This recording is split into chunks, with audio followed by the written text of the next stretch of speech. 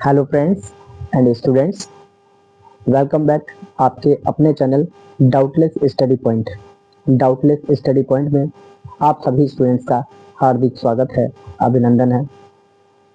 उम्मीद है आप सभी लोग स्वस्थ होंगे, खुश होंगे। महाकाल बाबा से प्रार्थना है आप लोग हमेशा यूं ही खुश रहें, स्वस्थ रहें, हंसते मुस्कुराते रहें। तो जैसे कि आज स्टार्ट करते हैं अपना न्यू टॉपिक, और उसके स्टार्ट करने से पहले एक क्विक रिवीजन ले लेते हैं अपने प्रीवियस वीडियो का जो हम लोगों ने किया था। ठीक है, तो पिछली बार हम लोगों ने पढ़ा था पिछली वीडियो में काइंड्स ऑफ सेंटेंसेस, जिसमें सेंटेंसेस को टू पार्ट्स में क्लासिफाई किया गया था। पहला पार्ट था हमारा by function and second part था हमारा bye structure.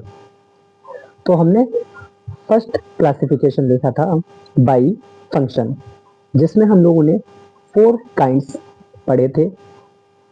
First declarative sentence, जिसको मैंने जैसे कि पहले ही बताया था कि उसको असर्टिव सेंटेंस भी कहते हैं। Second interrogative sentence, third imperative sentence, fourth exclamatory sentence. ठीक है ना, ये 4 पार्ट्स पढ़े थे। ठीक है, लेकिन हमने एक्सप्लेन किया था आपको सिर्फ डिक्लेरेटिव सेंटेंस और इंटरोगेटिव सेंटेंस को, और बोला था कि आज स्टार्ट करेंगे नेक्स्ट के 2, जिनमें फर्स्ट था हमारा इंपरेटिव सेंटेंस, जिसे हम थर्ड पॉइंट मानेंगे, और फोर्थ होगा हमारा एक्सक्लेमेटरी सेंटेंस। इसके अलावा मैंने एक और बात बोली थी कि फिफ्थ पार्ट भी होता है, जिसे मोस्टली पढ़ाते नहीं हैं लोग, बट हम लोग यहाँ पे डिस्कस करेंगे। फिफ्थ पार्ट होगा हमारा ऑप्टेटिव सेंटेंस का। तो चलिए बिना देरी किए शुरू करते हैं आज का topic.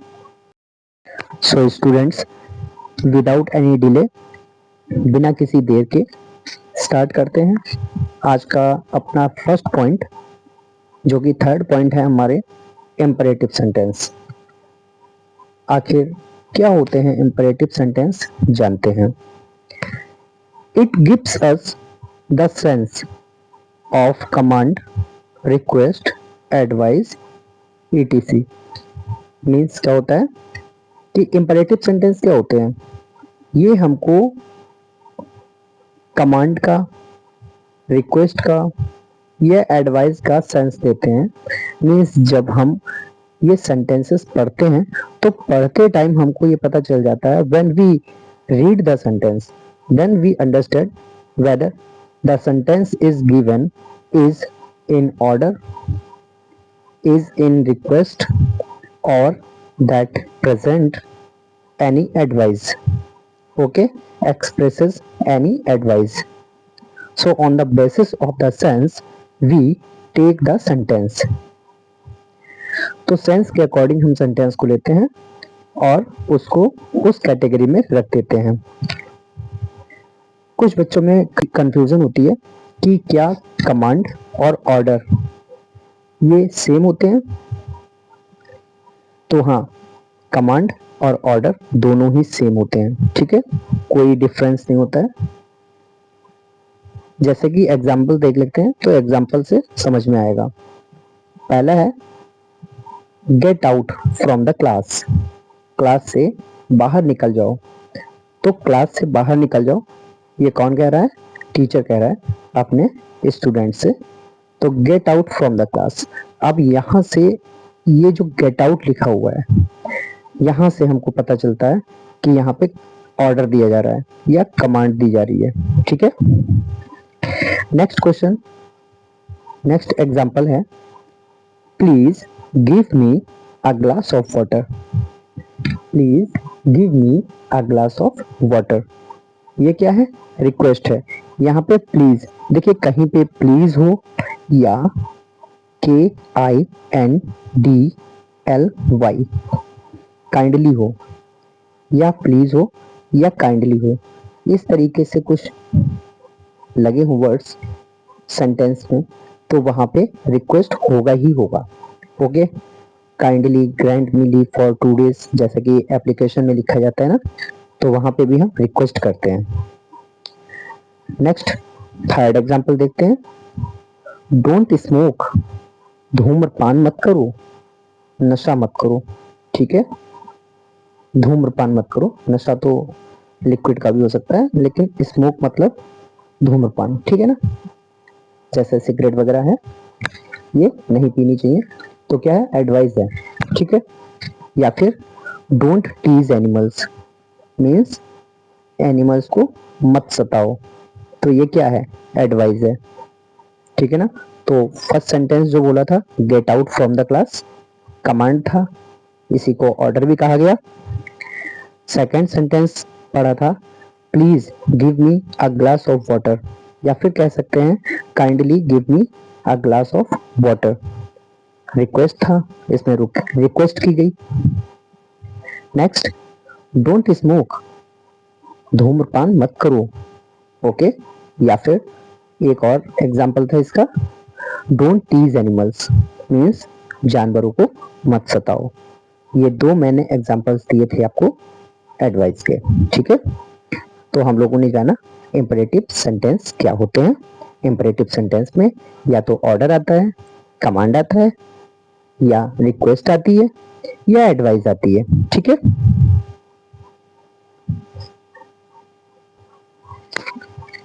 So let's start. Fourth point हमारा एक्सक्लेमेटरी सेंटेंस।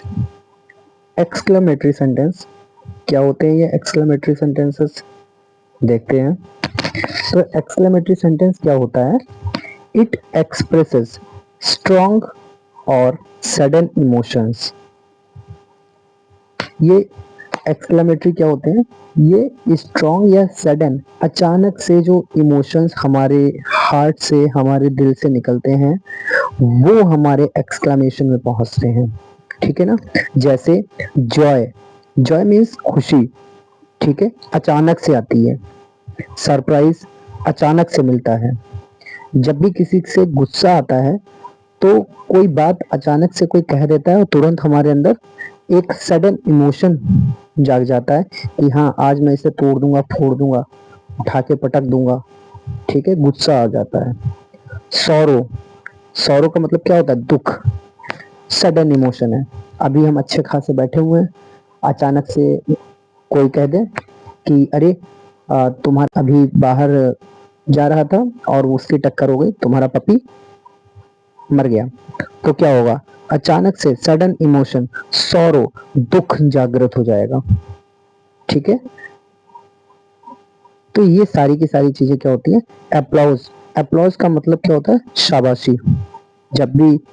जब हम कोई अच्छा काम करते हैं तो हमें एकदम शाबाशी दी जाती है, वाह बहुत अच्छे, वेल डन।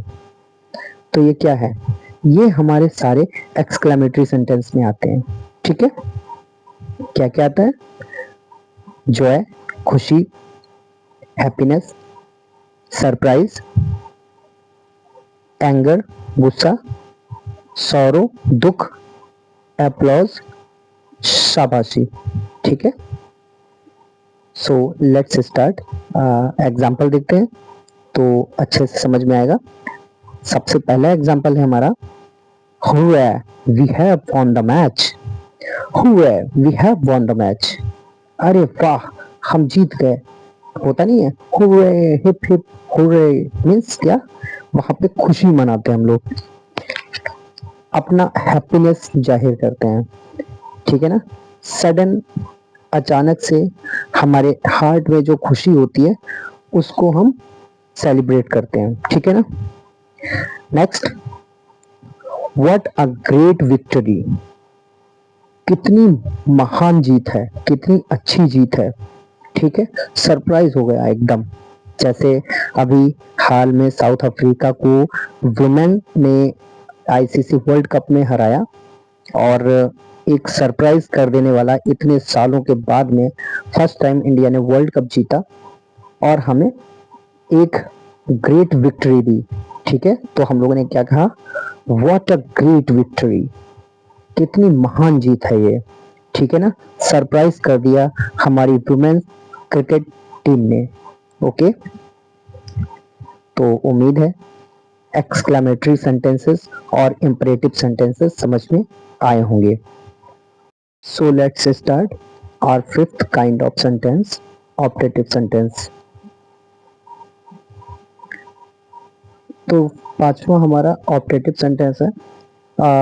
जैसे कि हम लोगों ने जब इन काइंड्स ऑफ सेंटेंसेस पढ़े थे तो क्लासिफिकेशन में फंक्शन के अकॉर्डिंग एंड स्ट्रक्चर के अकॉर्डिंग सेंटेंसेस हम लोगों ने क्लासिफाई किए थे, और उसमें हम लोगों ने सबसे पहले स्टार्ट किया था बाय फंक्शन, जिनमें हमने ओनली आपको 4 काइंड्स बताए थे, लेकिन होते 5 हैं। तो अगर ऑप्शन में 5 काइंड्स आ रहे हैं तो आप 5 काइंड्स ही टिक करिएगा। अगर कोई आपसे पूछे तो 5 काइंड्स ही बताइएगा। मैंने मोस्टली बुक्स में 4 काइंड्स देखे थे, इसीलिए मैंने सोचा कि आपको 4 ही बताता हूँ, बट मैंने सोचा कि 5 काइंड्स सही रहेंगे, क्योंकि सारे के सारी अगर आपको काइंड्स पता होंगे तो कहीं ना कहीं कंफ्यूजन नहीं होगी आपको। तो पांचों काइंड्स हम लोगों को पता होने चाहिए। By function there are 5 kinds of sentences. Okay, तो फिफ्थ है हमारा operative sentence, it expresses prayer. इसमें प्रेयर की जाती है, अर्थात जब हम सेंटेंस पढ़ते हैं तो हम लोगों को ऐसा फील होता है कि इस सेंटेंस में प्रार्थना की जा रही है। ब्लेसिंग्स मीन्स किसी को दुआ देना, ठीक है ना, ब्लेसिंग्स देना, तो किसी को ब्लेस किया जाता नहीं, मे गॉड ब्लेस यू, ठीक है ना, मे यू लिव लॉन्ग, इस तरीके से। तो ब्लेसिंग्स देना, जब हम किसी के चरण स्पर्श करते हैं, पैर छूते हैं, तो वो हम लोगों को ब्लेसिंग्स देते हैं, ठीक है ना। कर्स, कर्स का मतलब होता है अभिशाप। ये क्या होता है, पुराने जमाने में हम लोगों को देखा होगा, ऋषि मुनि जो होते थे, उनकी अगर तपस्या वगैरह भंग हो जाती थी या कोई गलत कह देता था उनसे, ठीक है, तो वो अभिशाप दे देते थे, ठीक है, जाओ तुम शाम ढलते ही नाग बन जाओगे, सांप बन जाओगे, आप बिच्छू बन जाओगे, इस तरीके से। तो ये कर्स होता है, ठीक है, या भगवान करे तुम्हारा कुत्ता मर जाए, मे योर डॉग डाई, ठीक है ना। तो इस तरीके से ये कर्स होते हैं, अभिशाप होते हैं, ठीक है। होप, होप का आशा होता है, आशाएं नहीं होती हम लोगों की, होप कहलाती हैं। तो ये अक्सर मे वर्ड से स्टार्ट होते हैं, ठीक है ना। कौन सा वर्ड, मे। ओके, जैसे एग्जांपल देखते हैं, मे यू लिव लॉन्ग, ठीक है, हिंदी में क्या कहते हैं, दीर्घायु भव, मीन्स भगवान तुम्हें बहुत बड़ा कर दे। बड़ा का मतलब ये नहीं है कि इतने लंबे हो जाओ कि लिंटर में आपका छत के ऊपर सिर लग जाए जाके, बिल्कुल ना। बड़े होने का मतलब है आपका मतलब कह सकते हैं कि चरित्र में अच्छे हो, और सभी के अच्छे बने रहो, ठीक है ना, समझ अच्छी हो आपकी, दूरदर्शी हो आप, ये कहते हैं। उनके बड़े होने का मतलब ये होता है, ठीक है, मीन्स कुल मिलाकर के अच्छे हों। मे गॉड लिव लॉन्ग, ठीक है। और नेक्स्ट हमारा एग्जाम्पल है, may your enemy go to hell, ठीक है, तुम्हारा जो दुश्मन है वो चला जाए, कहाँ चला जाए, भाड़ में जाए, गो टू हेल, ठीक है, मतलब भगवान करे तुम्हारा जो एनिमी है, तुम्हारा दुश्मन जो है, वो नर्क में चला जाए, ठीक है ना। तो ये क्या है, ये अभिशाप है, ठीक है ना।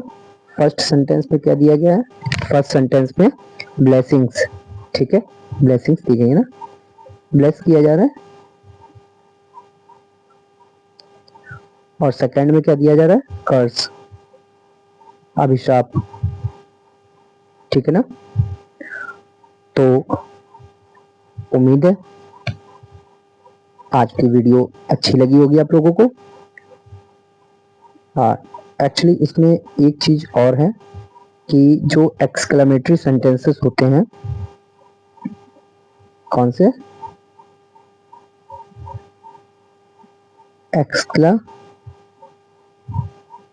मेट्री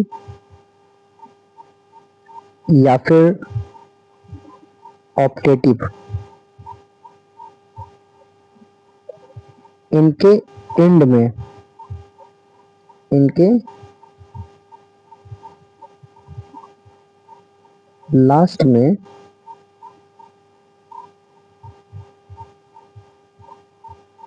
साइन ऑफ एक्सक्लामेशन